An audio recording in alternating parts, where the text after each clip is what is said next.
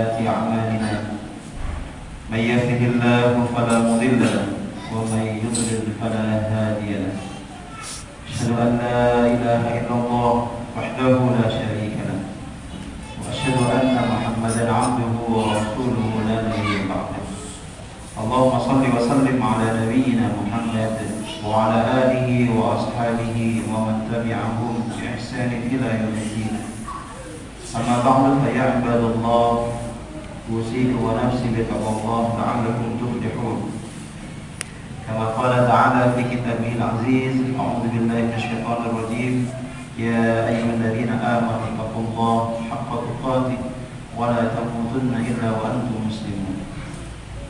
Hadirin jemaah sidang Jumat rahimakumullah, segala puji dan syukur pada kita panjatkan kehadirat Allah Subhanahu wa taala atas nikmatnya kita bisa temukan di bulan suci ini, bulan yang agung, bulan mulia, di mana kita sedang diberikan nikmat yang luar biasa. Dalam keadaan berpuasa kita juga melaksanakan perintah Allah, menjalankan salat Jumat berjamaah. Mudah-mudahan ini semua menjadi tabungan pahala kita dan semuanya diterima oleh Allah Subhanahu wa taala. Salawat dan salam semoga tercurahkan kepada Nabi Allah Muhammad sallallahu alaihi wasallam. Semoga dia tercurah kepada keluarga sahabat tabi'in dan tabi'in tabi'in, dan semoga kita umatnya kelak di akhirat mendapatkan syafaat dari Rasulullah sallallahu alaihi wasallam. Mati berwasiat kepada riba yang ta'if ini dan juga kepada jemaah sekalian, marilah kita senantiasa tingkatkan takwa kita kepada Allah Subhanahu wa taala dengan sebenar-benar takwa, menjalankan perintah-perintah Allah dan menjauhi segala larangannya. Ma'asyiral muslimin wa zumratal mu'minin rahimani wa rahimakumullah. Allah Subhanahu wa taala berfirman dalam Al-Qur'an, A'udzu billahi minasyaitonir rajim. Qul inna salati wa nusuki wa mahyaya wa mamati lillahi rabbil alamin. Katakan wahai Muhammad, sesungguhnya salatku, ibadahku, hidupku dan matiku hanya untuk Allah, Tuhan semesta alam.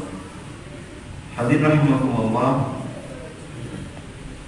ini menegaskan kepada kita semua bahwa hidup kita hanya untuk Allah.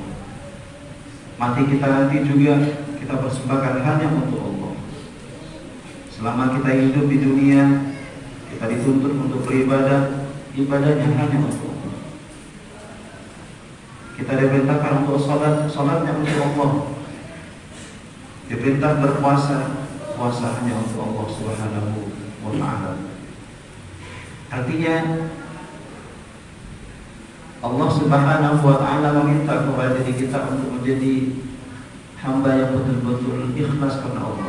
Orientasi kita hanya Allah Subhanahu wa ta'ala, tidak yang lain. Tapi masalahnya untuk menjadi hamba yang mukhlisi, hamba yang penuh dengan keikhlasan dalam segala amal ibadahnya, itu tidak mudah jemaah sekalian.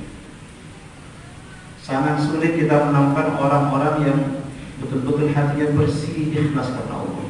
Sulit sekali. Tapi mudah-mudahan kita termasuk di dalamnya. Maka karena dari saking susahnya, dari saking sulitnya seorang hamba memiliki sifat ikhlas, kemudian Allah Subhanahu wa ta'ala memberikan fasilitas kepada kita, memberikan sebuah sarana, cara agar supaya kita menjadi hamba yang mukhlisin, hamba yang betul-betul ibadahnya hanya kepada Allah, karena Allah dan untuk Allah Subhanahu wa ta'ala. Apa itu fasilitas dari Allah? Shaum Ramadan, puasa Ramadan. Tidak ada ibadah yang nilai keikhlasannya itu lebih murni, lebih bersih daripada puasa Ramadan. Karena tidak ada yang tahu tentang puasa kita ini, tentang ibadah kita ini, hanya diri kita sendiri dan Allah Subhanahu wa ta'ala. Maka mari kita pergunakan sarana, fasilitas selama sebulan penuh ini untuk menjadi ajang latihan, untuk menjadi ajang kita berusaha semaksimal mungkin untuk menjadi hamba yang mukhlisin, hamba yang betul-betul ikhlas pada Allah Subhanahu wa ta'ala. Mengapa kita dituntut untuk menjadi hamba yang mukhlis, hamba yang ikhlas? Dan mengapa juga Allah memberikan cara, fasilitas, sarana untuk menjadi orang yang mukhlis, orang yang ikhlas dengan cara berpuasa ini? Karena balasan bagi orang yang ikhlas itu luar biasa besar. Dari saking besarnya tidak ada yang tahu seperti apa balasan dari Allah Subhanahu wa ta'ala. Malaikat yang sangat dekat dengan Allah pun tidak tahu apa balasan bagi orang yang betul-betul memiliki keikhlasan dalam hatinya. Maka kesempatan yang baik ini mari kita maksimalkan, mari kita gunakan untuk melatih diri, menempa diri kita. Mungkin selama 11 bulan sebelum ini kita ibadah ada rasa riya, ingin dilihat manusia, ada unsur sum'ah, ingin didengar manusia, ada ingin dipuji oleh manusia, sehingga ibadah kita terkontaminasi dengan tujuan-tujuan yang lain. Dan Allah ingin mengembalikan keikhlasan itu dengan cara kita diberikan fasilitas, sarana latihan selama 1 bulan penuh, yaitu melaksanakan ibadah puasa di bulan Ramadan. Maka dari itu hadirin rahimakumullah, kita perlu tahu sebenarnya apa balasan bagi orang-orang yang mukhlis ini. Kenapa Allah menuntut semua hambanya menjadi orang yang mukhlis, yang ikhlas? Karena kata para ulama minimal ada 5 jazaa'ul mukhlisin. Balasan bagi orang-orang yang ikhlas itu ada 5 minimal. Yang pertama, tafrijul kurubat. Tafrijul kurubat, semua kesusahan, kesedihan akan dihilangkan oleh Allah Subhanahu wa ta'ala. Kekhawatiran, ketakutan kita semua akan dihilangkan oleh Allah Subhanahu wa ta'ala. Contohnya siapa? Contohnya Ashabul Kahfi, orang-orang yang tinggal di dalam gua di zaman Bani Israel, bahkan di zaman sebelum Bani Israel. Ketika itu yang beriman di muka bumi hanya beberapa orang saja, sedangkan mayoritas manusia ingkar, kufur, syirik kepada Allah Subhanahu wa ta'ala. Hanya beberapa orang saja yang beriman, ikhlas karena Allah Subhanahu wa ta'ala. Keikhlasan mereka bertentangan dengan raja yang berkuasa, bertentangan dengan para konglomerat yang ada di sana, dan juga bertentangan dengan masyarakat secara umum. Tapi apa yang terjadi? Allah menyelamatkan mereka semua, padahal jumlahnya sangat sedikit. Mereka hanya hitungan jari saja. Kemudian Allah melindungi mereka. Mereka ditidurkan di dalam gua selama ratusan tahun bersama anjingnya. Dan itulah salah satu balasan dari Allah Subhanahu wa ta'ala, yang mereka beriman kepada Allah hanya tujuannya demi mencapai ridha Allah Subhanahu wa ta'ala. Pada suatu hari Abu Hurairah bertanya kepada baginda Rasulullah sallallahu alaihi wasallam, "Ya Rasulullah, siapakah di antara umatmu nanti yang akan mendapatkan syafaat di hari kiamat kelak?" Mendapatkan syafaatmu ya Rasulullah. Siapakah mereka itu? Dan mudah-mudahan kita di dalam. Kata Rasulullah, "Wahai Abu Hurairah, aku mengira tidak ada orang yang bertanya tentang hal ini. Ternyata Allah menunjukmu untuk bertanya tentang hal ini kepadaku, dan aku akan memberitahumu sekarang bahwa orang yang akan mendapatkan kehormatan, mendapatkan pertolongan, syafaat dariku nanti di hari kiamat adalah man qala la ilaha illallah, yaitu orang yang mengucapkan la ilaha illallah Muhammadur Rasulullah mukhlishan lillah.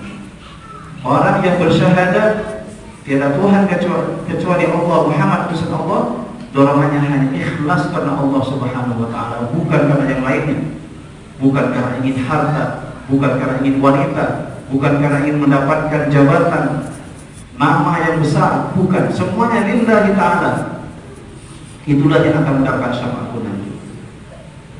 Yang pertama, hadirin, jazaa'ul mukhlisin, balasan bagi orang yang ikhlas adalah tafrijul kurbat, segala kesusahan, kesedihan akan dihilangkan oleh Allah Subhanahu wa ta'ala.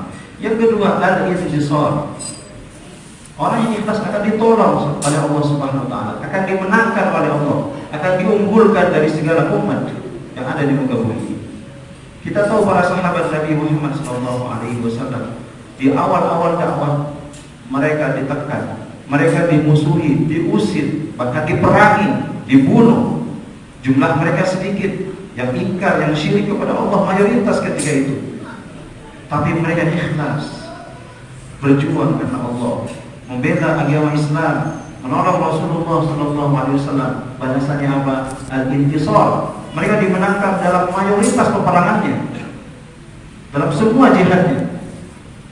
Tapi pada suatu saat mereka diingatkan oleh Allah, karena melihat jumlah yang besar, kekuatan mereka melebihi kekuatan musuhnya. Mereka mengatakan bahwa kita sekarang akan menang, karena dulu kita sedikit kita menang, sekarang kita besar, pasti akan lebih hebat lagi. Tapi ternyata ditegur oleh Allah Subhanahu wa Ta'ala. Mereka kalah karena peperangan itu bukan karena Allah Subhanahu wa Ta'ala, karena mereka menunjukkan kebesaran mereka. Maka hadirin rahimakumullah, orang-orang yang mukhlis, meskipun satu orang, dua orang, tiga orang, 10 orang, atau hanya mungkin satu kelompok masyarakat, mereka akan selalu dimenangkan oleh Allah Subhanahu wa Ta'ala dalam segala kesulitannya, dalam segala problematika hidupnya. Maka dari itu jangan pernah kita berhenti untuk berusaha menjadi orang-orang mukhlisin.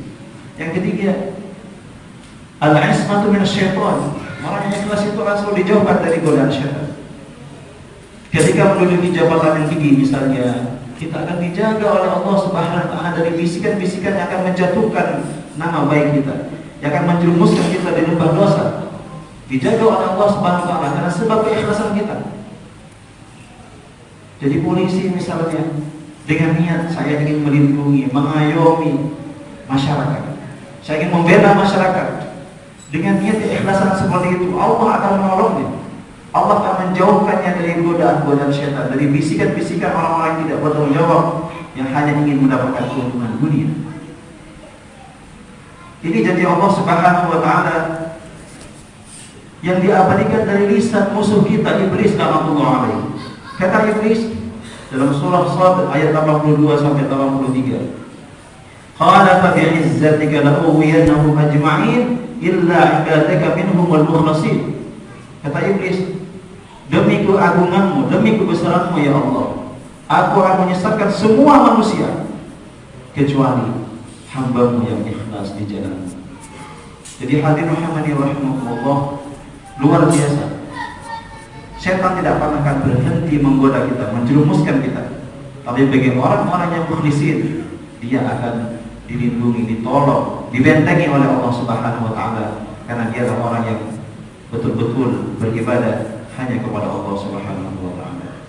Hadirin yang keempat, jazaa'ul mukhlisin maghfiratul dzunub. Orang yang ikhlas itu dosanya akan dilebur, dosanya akan dihapus, dibersihkan dari segala salah dan dosa oleh Allah Subhanahu wa Ta'ala.